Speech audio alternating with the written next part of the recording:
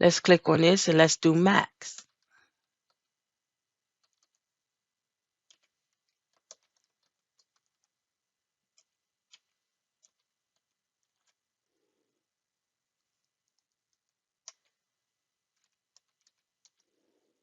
All right, here, I want to look at the maximum amount that was in this particular row.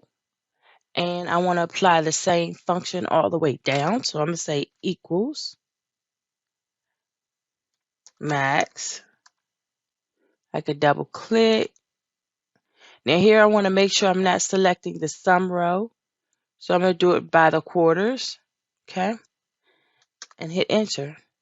Now max is applied all the way down. Now again, the reason why this works is because it's in a table. Let's do min.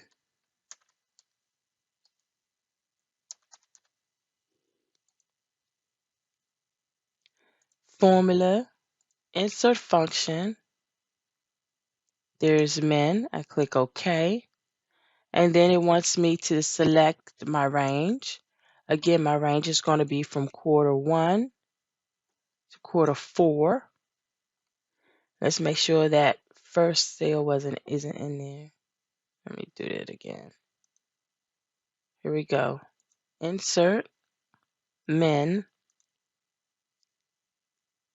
I'll get rid of H2. That's what I was trying to get rid of earlier. From quarter 1 to quarter 2. There you have it.